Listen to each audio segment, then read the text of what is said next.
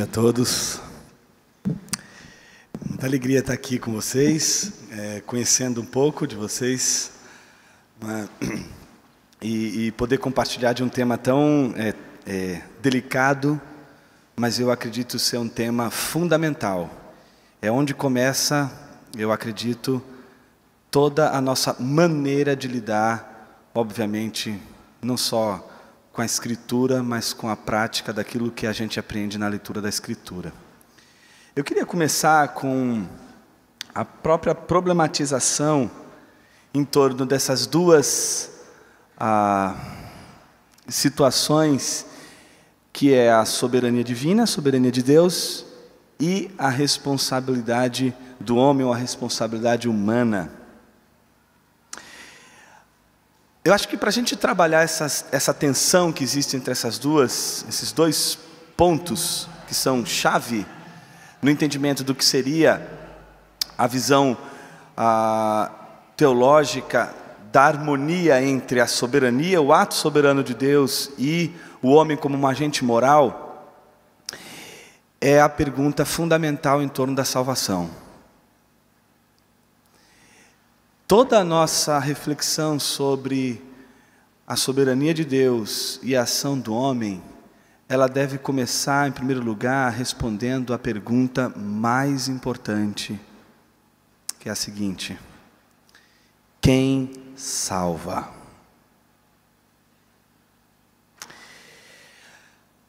Talvez a gente pudesse pensar em duas possibilidades de resposta para essa pergunta. Quem salva? A gente poderia dizer, ora, Deus salva, claro que Deus salva, mas o homem de alguma forma contribui para esse ato de Deus. Bom, mas em que medida o homem contribui para essa salvação de Deus? Tipo assim, 0,0000001 é a contribuição do homem. E esse 0,00001, que é a contribuição do homem, é justamente a condição sem a qual não há salvação.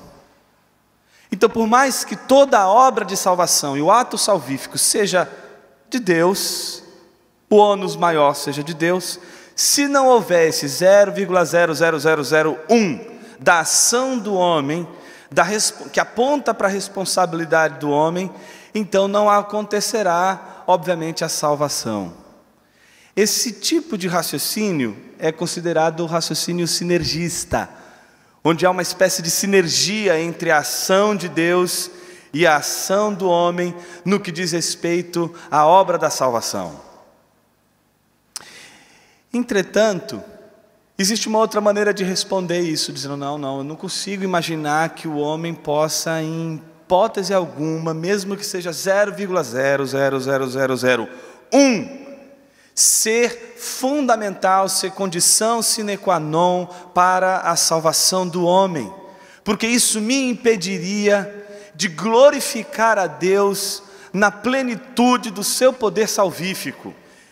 Eu só conseguiria glorificar a Deus e exaltá-lo sobremaneira e ser grato pela obra da salvação se ela fosse algo inteiramente exclusivo de Deus, da parte de Deus, onde não haveria nenhum resquício, nenhum pontinho, absolutamente nada que eu pudesse dizer, nem 0,00001 que eu pudesse dizer, olha, eu contribuí com isso, eu fiz isso e por isso recebi a graça da salvação de Cristo Jesus.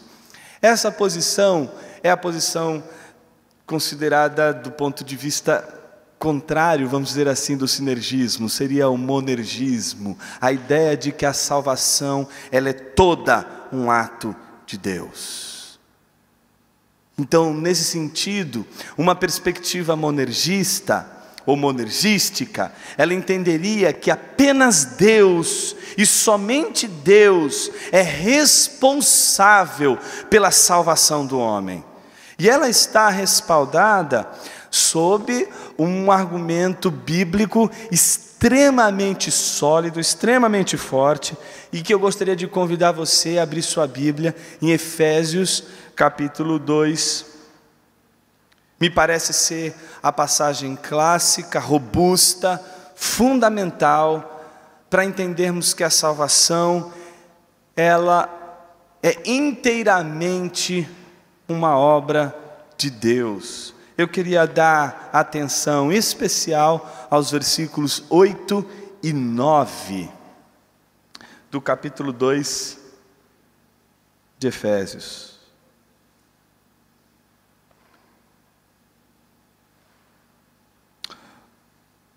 Diz assim: pois vocês são salvos pela graça por meio da fé, e isto não vem de vocês, é dom de Deus, não por obras, para que ninguém se glorie.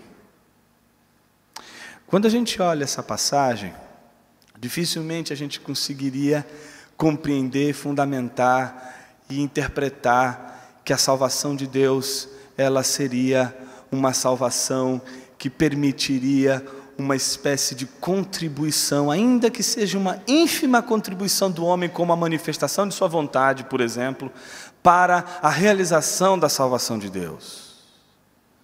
Portanto, parece mais evidente, parece mais próximo do que as Escrituras vão afirmar, a ideia de que a salvação é uma obra exclusiva de Deus, de que a salvação é um ato exclusivo de Deus, e que não há nesse ato de Deus nada que o homem possa ter como referência ele mesmo, de que, portanto, a salvação é uma obra inteira e exclusiva de Deus. Se parássemos aqui, estaríamos todos convencidos de que realmente não dá para a gente sustentar a glorificação de Deus pela obra da salvação com a contribuição, com a manutenção do argumento da sustentação da vontade humana ou da participação humana como elemento condicional para a salvação. Entretanto, quando a gente lê passagens como a que eu vou indicar para a gente ler agora, Apocalipse capítulo 20.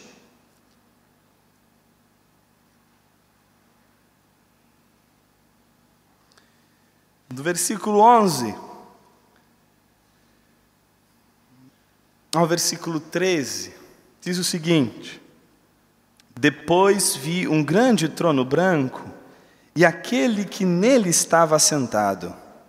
A terra e o céu fugiram da sua presença e não se encontrou lugar para eles. Vi também os mortos, grandes e pequenos, em pé diante do trono, e livros foram abertos. Outro livro foi aberto, o livro da vida.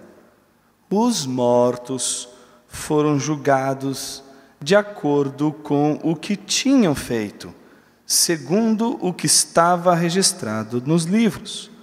O mar entregou os mortos que nele havia, e a morte e o Hades entregaram os mortos que neles havia. E cada um foi julgado de acordo com o que tinha feito. Nosso problema começa quando, depois de fundamentada a ideia, a noção de que a salvação ela só pode ser sustentada pela exclusividade de Deus na sua ação salvadora, é lidar com as outras passagens que afirmam determinados contextos como esse que a gente viu de juízo, em que somos condenados exatamente de acordo com aquilo que havíamos feito, ou de acordo com a responsabilidade que cabia ao homem. De que, portanto, em alguma medida, não poderíamos dizer que somos julgados pela mera vontade soberana de Deus. De que não somos condenados porque um dia Deus, no seu supremo concílio, vamos dizer assim, Ele disse assim: olha, esses daqui vão, esses daqui não vão, sem que esse ato divino de eleição não viesse a partir já da condenação de toda a criação humana, de todos os homens criados por Deus. Então, nesse sentido, não haveria a possibilidade de entendermos absolutamente a nossa condenação pela mera vontade de Deus, como se fôssemos condenados por Deus sem uma razão, como se fôssemos condenados sem um motivo, como se fôssemos condenados sem o entendimento de que houve uma participação da nossa ação, do nosso ato, e portanto somos responsáveis pela condenação. O grande ponto dessa discussão é como harmonizar isso. Como harmonizar ao mesmo tempo um Deus soberano, um Deus que não pode ser pego de surpresa.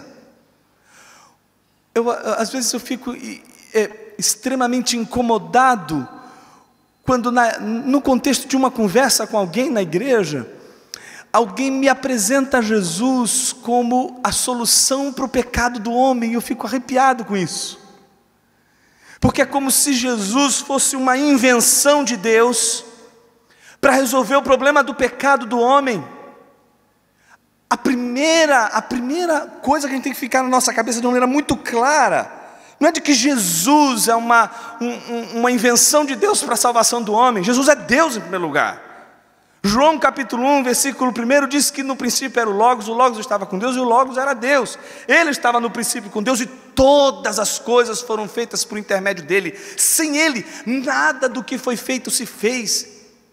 Então ele é o criador de tudo. Então não é uma coisa do tipo, Deus está ali olhando para Adão, vendo que Adão vai pecar, mas assim, dependendo da atitude de Adão, ele chama Jesus, que é uma espécie de plano B. Sabe o que é um plano B?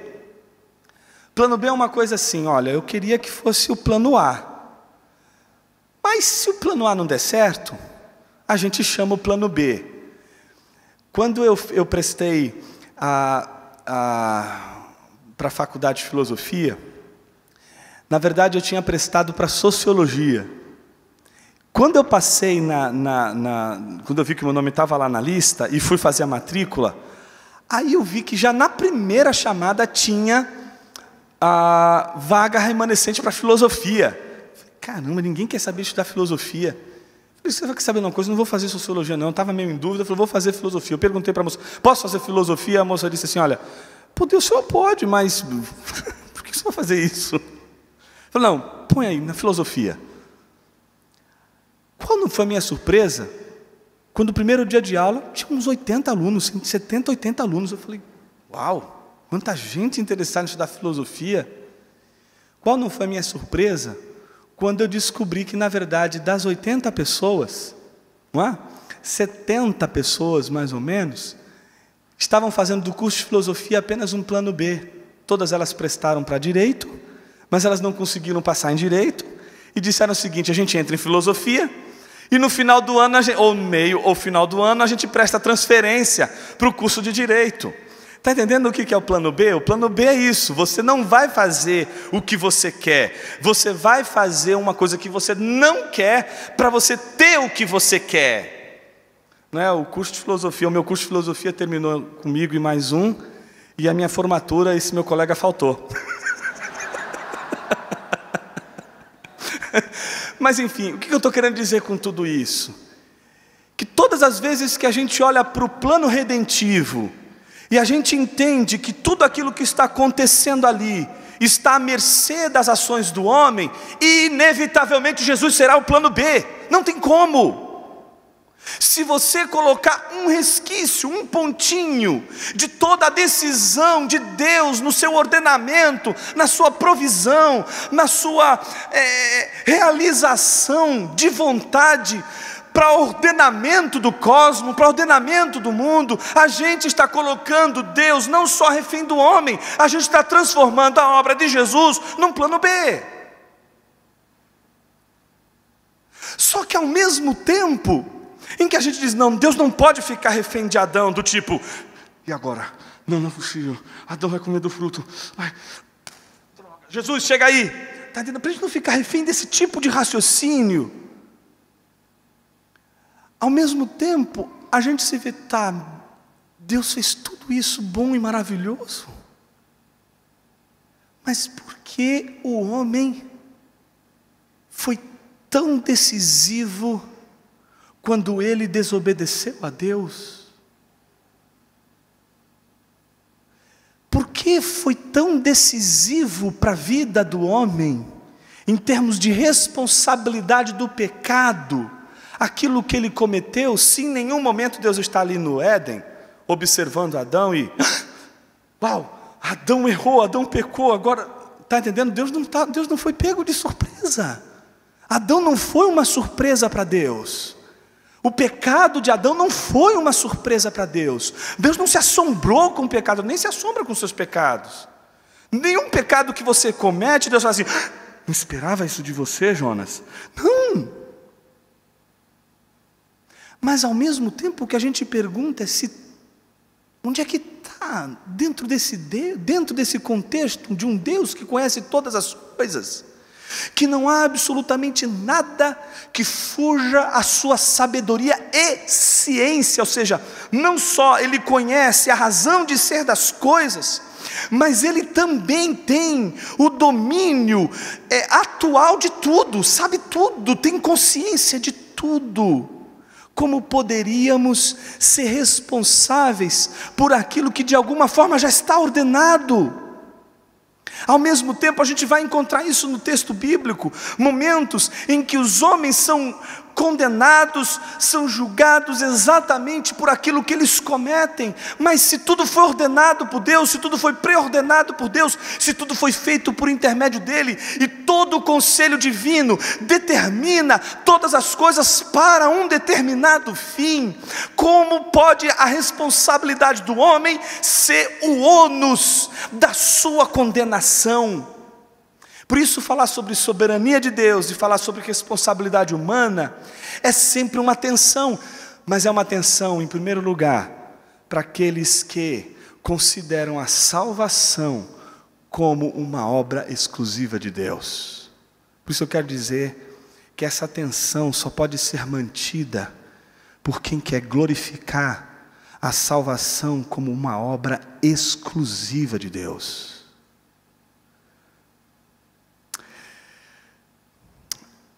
Uma das explicações que eu considero geniais para essa relação entre soberania de Deus e responsabilidade humana é a que foi publicada no livro chamado Evangelização e Soberania de Deus, do J.I. Packer, que agora eu acho que está com a Cultura Cristã, publicado pela Cultura Cristã, se não me falha a memória, a nova edição, um livro belíssimo. Esse é um livro que você não pode passar dessa vida para outra sem ler. Cada dia que você passa da sua vida sem ler esse livro, mais essa tensão vai corroer a sua mente. Então, essa ênfase que eu acabei de dar no livro, obviamente dramática, é para você ver o tamanho da importância desse livro, que você talvez leria num tempo de 1 hora, 2 horas no máximo. Ele desenvolve um conceito que eu acho fabuloso, baseado num princípio que é lógico, num princípio filosófico, que é o princípio da antinomia. O quê? Antinomia. O que é antinomia? Antinomia é quando você se depara com 2 grandes verdades, 2 princípios que você não pode negar, porque eles têm evidência, como esse de Apocalipse 20 e de Efésios 2, que a gente acabou de ler. São apenas 2 passagens, de um conjunto inúmero de passagens, que vão afirmar as 2 coisas: a soberania de Deus, a exclusividade do ato de Deus, e ao mesmo tempo a responsabilidade do homem em relação àquilo que ele faz, àquilo que ele realiza, e se ele vai ser condenado ao inferno, é por sua responsabilidade, é porque ele cometeu o que ele cometeu. E nesse sentido, todos nós, é aquela história, né? Não existe alguém que não foi tocado pelo pecado. Todos foram pecados, então nesse sentido todos são condenados. Então todo aquele que tem o seu coração, sua vida, sua alma, seu corpo, tudo regenerado, não é? Ele em nenhuma hipótese vai conseguir olhar para si e olhar para o outro e dizer assim: eu sou o eleito.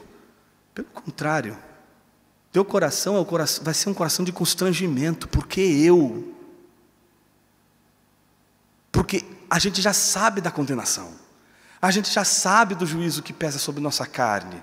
A gente já sabe sobre o juízo que pesa sobre nossa mente e coração. Que somos filhos de Adão, que carregamos a herança de Adão e que agora, pela obra regeneradora de Cristo, carregamos a imagem daquele que de fato nos reconcilia com Deus, que faz toda a obra de salvação e de redenção. Entretanto, quando a gente vê essas duas afirmações, soberania de Deus e a responsabilidade do homem, a gente vê essas duas afirmações na própria Escritura, no próprio texto. E a gente não consegue negar nenhum desses dois princípios. A antinomia é quando a gente se depara com esses dois princípios, que não conseguimos negar, mas tão pouco conseguimos explicar.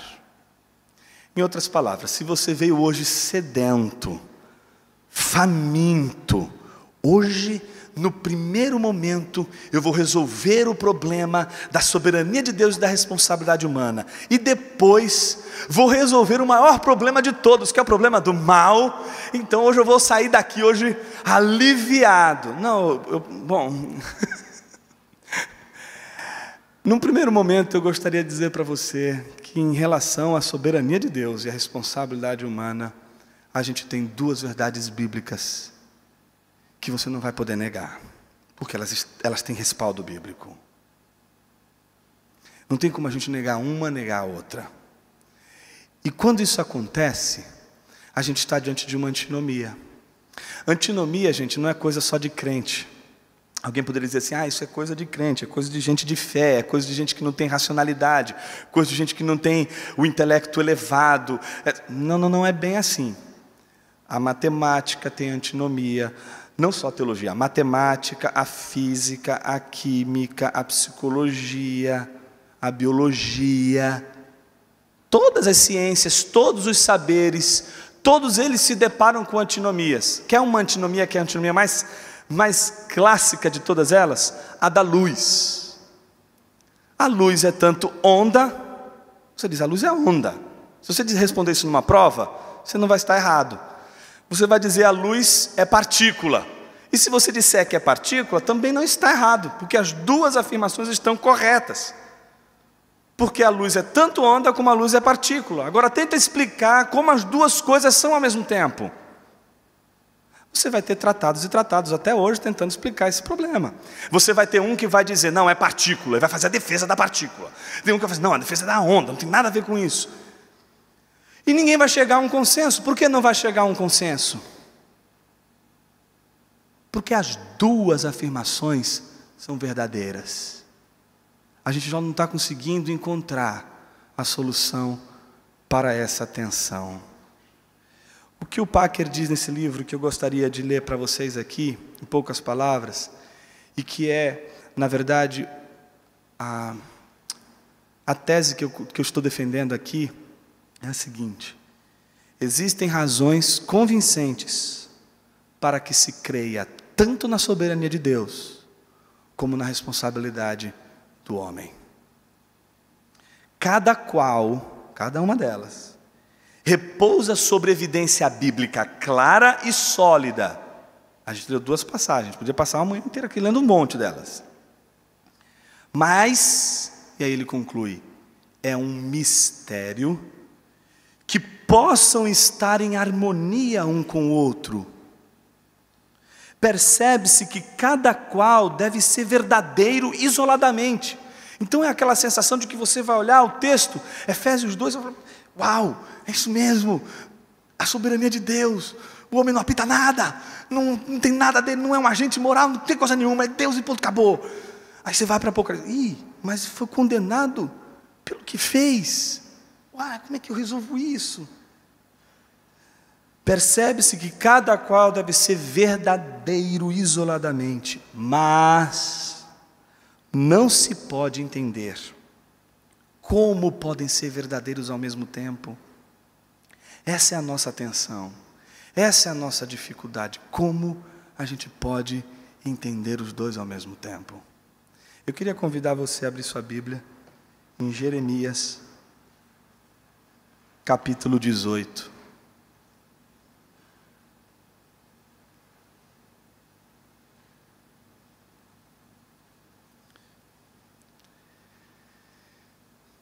Os medievais diziam o seguinte sobre a Trindade: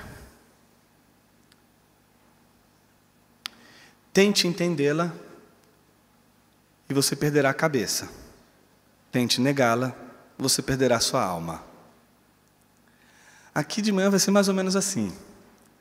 Tente compreender o mistério da soberania de Deus e da responsabilidade humana e você pode perder a cabeça. Mas tente negar a harmonia dessas duas verdades bíblicas e você perderá a sua alma. Obviamente que isso é uma dramatização, não leve a sério. Jeremias 18.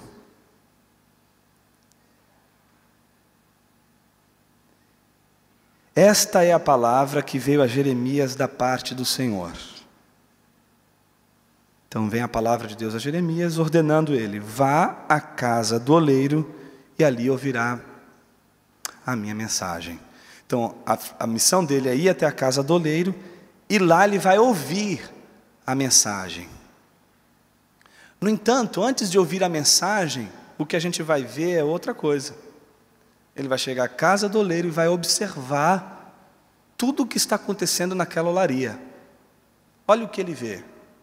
Então, fui à casa do oleiro e o vi trabalhando com a roda. É interessante que a primeira coisa que chama a atenção de Jeremias é de que o oleiro está entregue à sua obra. Ele está trabalhando sobre a roda. É a dimensão criadora do oleiro. É o oleiro criando a sua obra. É a natureza criadora do oleiro. A natureza de trazer à existência aquilo que por si não vai existir. Um vaso não vai existir por si. O vaso existe pelo oleiro, ele depende do oleiro. Sem o oleiro o vaso não vai surgir, não vai ser trazido à existência. A primeira coisa que chama a atenção, portanto, de Jeremias é o caráter criador do oleiro. O oleiro é o criador, mas não é só isso, é o fato de que o oleiro está entretido ali na sua obra de uma tal maneira que ele sequer nota a presença do profeta. O oleiro está entregue à sua obra, não há absolutamente nada que possa roubar a atenção do oleiro em relação à sua obra. Portanto, esse oleiro, enquanto está trabalhando sobre a sua obra, ele é um perito que não pode, por hipótese alguma, perder ou ter a sua atenção roubada, e que justificaria, por exemplo, o caso do barro. Ou seja, estamos diante de um oleiro que está com os olhos fixos na sua obra, nada que acontece à sua volta rouba a sua atenção. É como você está conversando com alguém, já viu você conversar com alguém, está falando com ele e tal, de repente aconteceu alguma coisa do lado e ele perdeu a atenção em relação a você. Já aconteceu isso? E aí ele volta a olhar para você, mas a cabeça dele não está mais ali. E aí você está falando com ele e você percebe que ele está pensando em outra coisa, menos do que você está dizendo. Você fala: ô fulano! Aí vai: desculpa, eu perdi a atenção e tal. Esse tipo de situação não acontece aqui com o oleiro. Não se trata de um oleiro desatencioso, mas de um oleiro entregue à sua obra, perito, que faz as coisas com perfeição.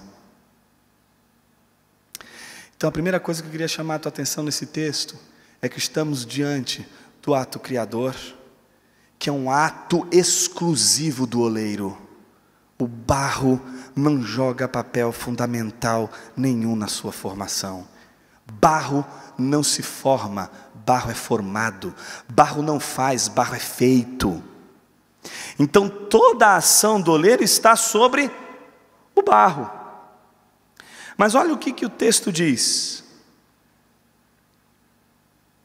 Mas o vaso de barro que ele estava formando estragou-se em suas mãos.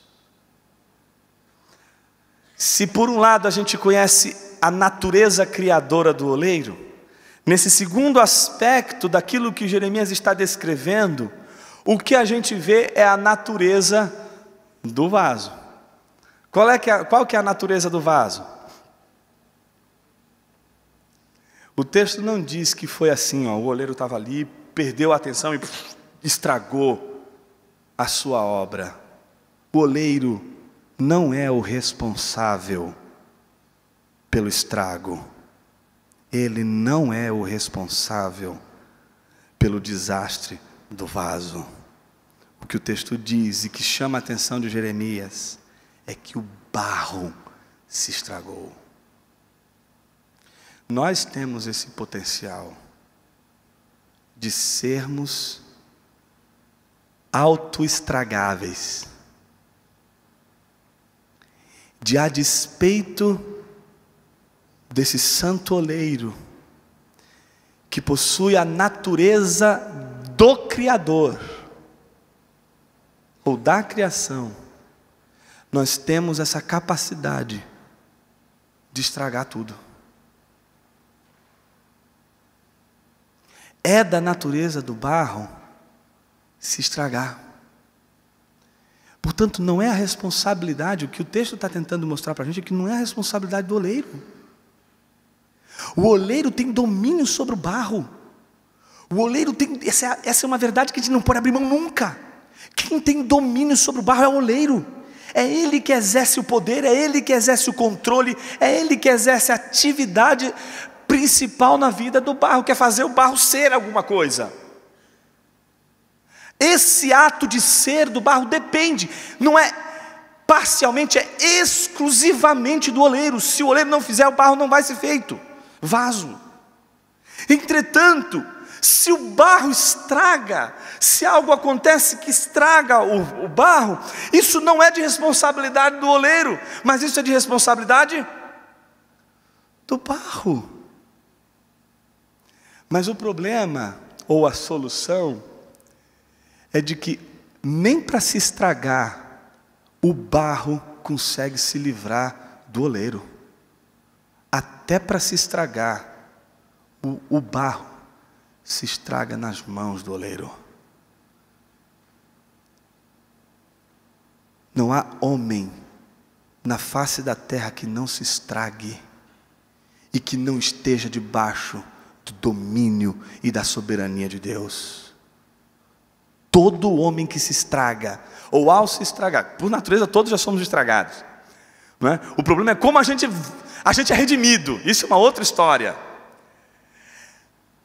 Essa coisa dentro de nós, que faz parte da nossa natureza e que é essa dimensão destrutiva que a gente carrega dentro de nós, que faz com que a gente destrua coisas maravilhosas que a gente está vivendo e que Deus está proporcionando. A gente não pode dizer em absoluto que foi obra de Deus e que Deus é responsável.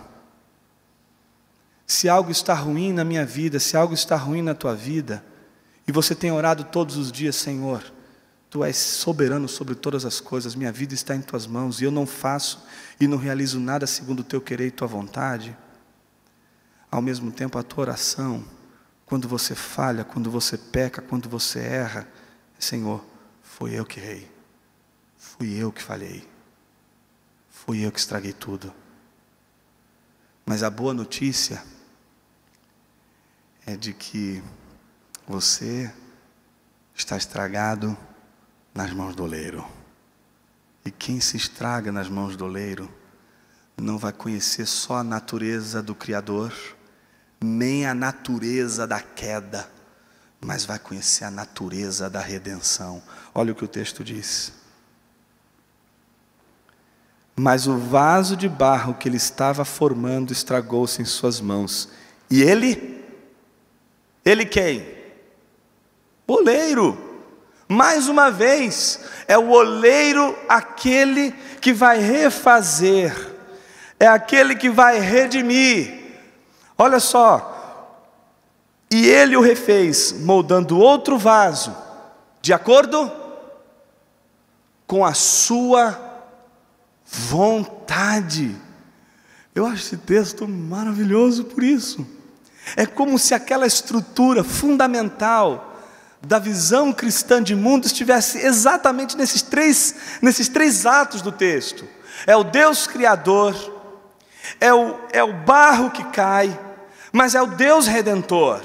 Em nenhum momento a gente vê nesse texto a salvação do barro nas mãos do barro, mas ao mesmo tempo a gente vê a queda, aquilo que seria a queda ou o estrago todo, como responsabilidade do barro. E a gente não vai entender como Deus, sendo soberano e absolutamente tendo o controle sobre todas as coisas, e não há coração de rei, de qualquer autoridade, de qualquer homem nesse mundo, que Deus não possa inclinar e curvar diante de sua vontade, ou seja, Ele é soberano sobre todas as coisas. Como entender que seríamos responsáveis por nossos erros e falhas?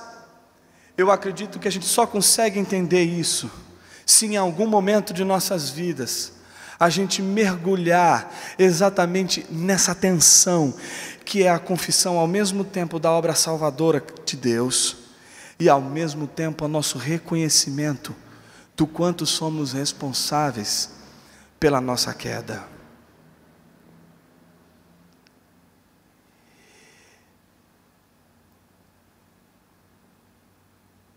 Esse texto do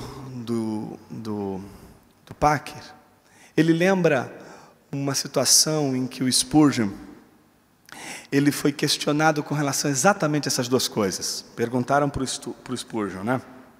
Spurgeon, é possível reconciliar essas duas verdades? Ou seja, estamos diante de uma antinomia. E para ser uma antinomia, gente, para ser uma antinomia, as duas posições têm que ser verdadeiras. Não pode ser uma contradição. Antinomia é uma coisa, contradição é outra. Antinomia não tem nada a ver com contradição, porque são duas verdades inquestionáveis, indubitáveis, estão ali com evidência, no nosso caso aqui, com evidência farta da Bíblia. A pergunta é, a gente não consegue resolver essa tensão. E aí perguntaram para Spurgeon, como a gente reconcilia essas duas verdades? Eu achei genial a resposta dele. A resposta dele é a seguinte: eu não tentaria. Como assim você não tentaria reconciliar a soberania de Deus com a responsabilidade humana? Ele diz com um tom mais irônico, peculiar ao Spurgeon, assim: como é que eu vou reconciliar duas pessoas que se amam, dois amigos? A reconciliação é entre inimigos. Entre amigos, a reconciliação não é necessária.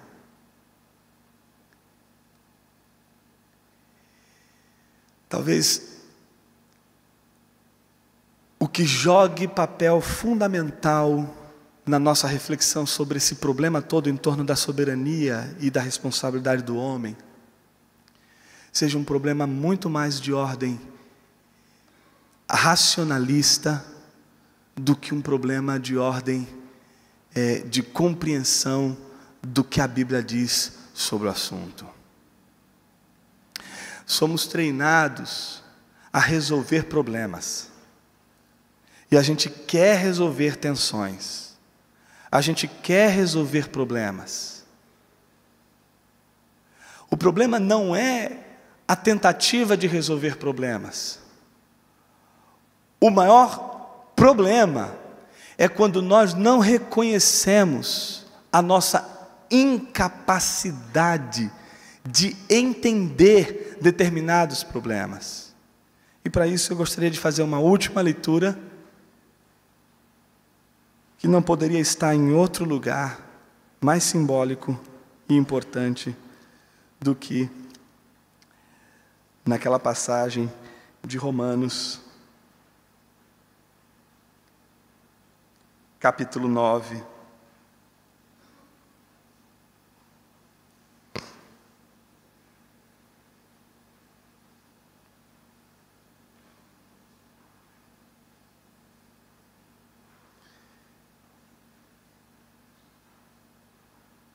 versículo 19. Mas algum de vocês me dirá, a diatribe paulina, né? Pois quem resiste à sua vontade? Mas quem é você, homem, para questionar a Deus? Acaso aquilo que é formado pode dizer ao que o formou: por que me fizeste assim? O oleiro não tem direito de fazer do mesmo barro um vaso para fins nobres e outro para uso desonroso.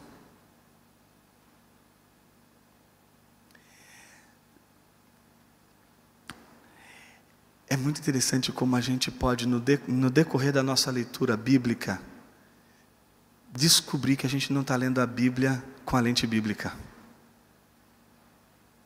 É desesperador quando isso acontece.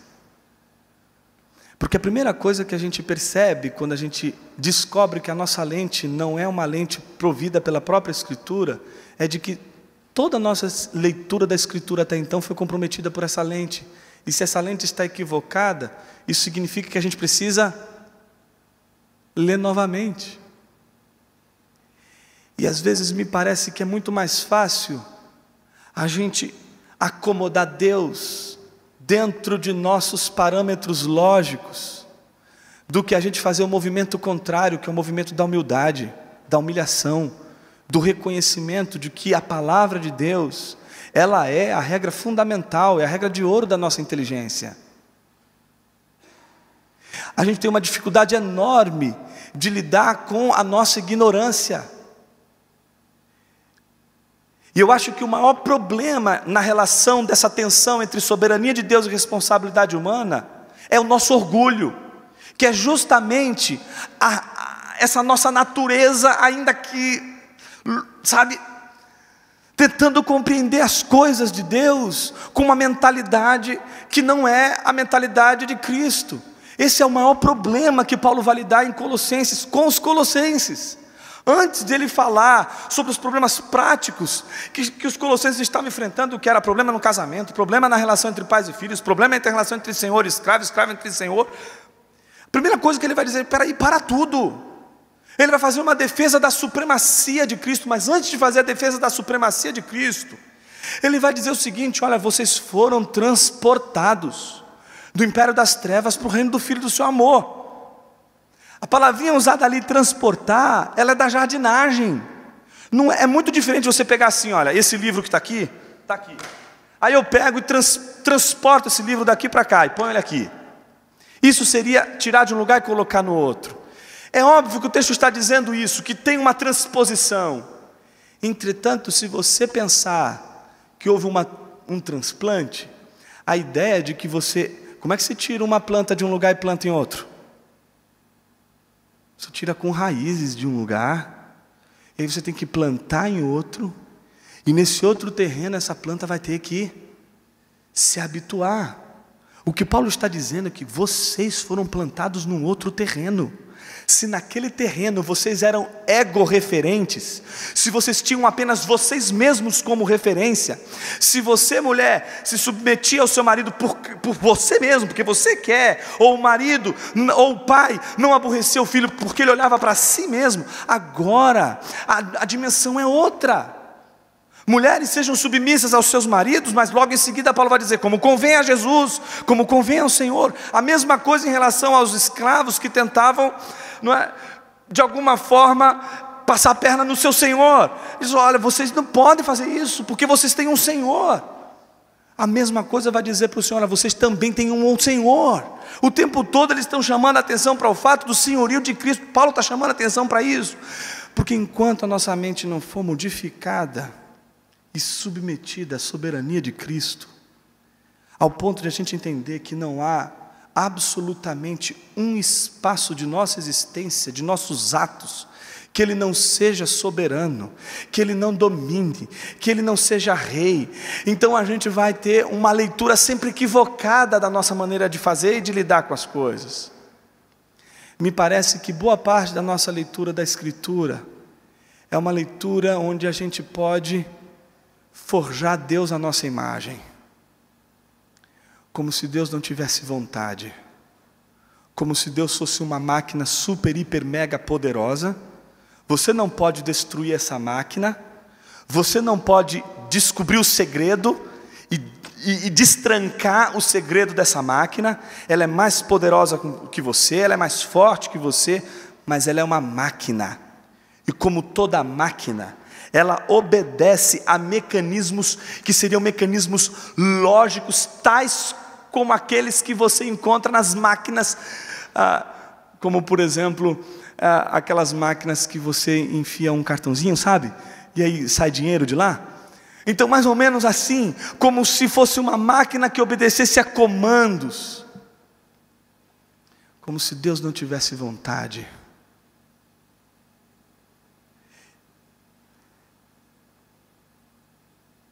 Eu me assombrei um dia desses, quando eu estava assistindo uma palestra, e era uma palestra numa universidade, e um filósofo cético, mas extremamente influenciado por um outro filósofo chamado Pascal, disse ter se convencido de que o jansenismo era a melhor opção teológica para compreender a ideia da salvação. E ele inclusive faz uma defesa da cruz jansênica, que não é assim, não é? A cruz jansênica que ele mostrou lá, ela é assim, ó. Porque ele está dizendo o seguinte, que a cruz de Cristo só foi para esses aqui, ó. E aí ele começou a fazer uma defesa que eu achei incrível. E aí começou a passar pelas páginas da Bíblia e mostrar a vontade de Deus. Por exemplo, ele pega Caim e Abel. E o texto, tal como ele foi mostrando, ele chamava a atenção para o próprio texto, que dizia que Deus rejeitou Caim ao passo que sua oferta, e aceitou Abel ao passo que recebeu a sua oferta. Ele diz assim, por que Deus não pode escolher com quem Ele quer se relacionar? Você não pode escolher alguém para a sua festa, para uma festa na sua casa? Você não dá uma festa e sua casa cabe, não é? 10 pessoas na sala. Mas o problema é que você tem 1 milhão de amigos, é igual Roberto Carlos. Não é? Bom, não vai caber 1 milhão de amigos na sua sala, tá certo? Você vai ter que escolher. Por que você não se martiriza? Ah, como eu sou injusto. Ah, como eu sou mau. Ah, como eu sou perverso.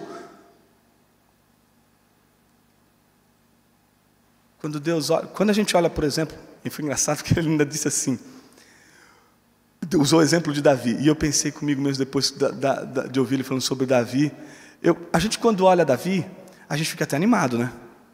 Eu, por exemplo, quando você está com meio assim, puxa vida, eu estou precisando melhorar, você olha para Davi e você fala assim, puxa vida, até que eu não estou tão ruim assim. Porque você olha para Davi, você fala, uau, você quer dar uma... olha para Davi. Mas a pergunta fundamental é essa, você olha para Davi, do jeito que ele é, mas você vê Deus dizer, ele é o homem segundo o coração de Deus. Deus amou Davi. A graça de Deus, ela não está livre do ato da vontade de Deus. E às vezes a gente, diante do ato da vontade de Deus, a gente não consegue entender as escolhas de Deus. E a gente deveria primeiro se perguntar se a gente entende o porquê Ele nos escolheu. Pense de onde Ele te tirou. Essa é a pergunta que eu te faço nessa manhã. De onde Jesus te tirou? Do que Jesus te salvou? Ah, Jonas, é claro que é fácil. Jesus me salvou de uma vida pobre, miserável. Eu não tinha o que comer. E agora Deus me deu comida, bebida. E agora eu tenho tudo do bom e do melhor.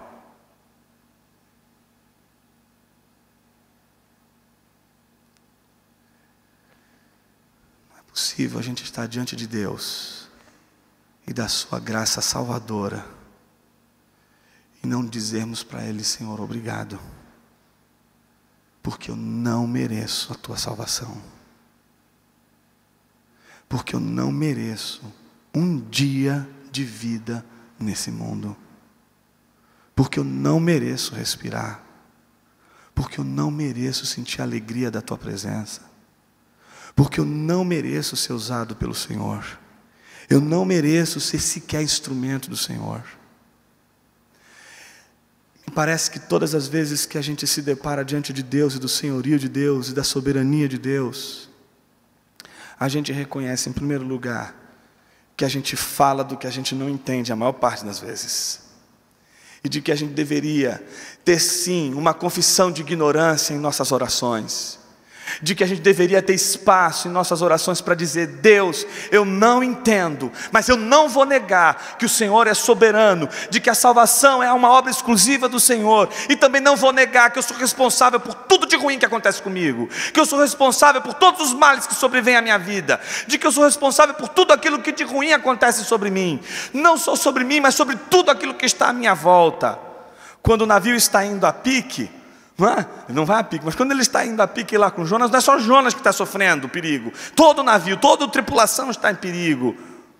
Quando nós estamos em distanciamento de Deus, não é só a gente que sofre, é o mundo todo à nossa volta que está sofrendo.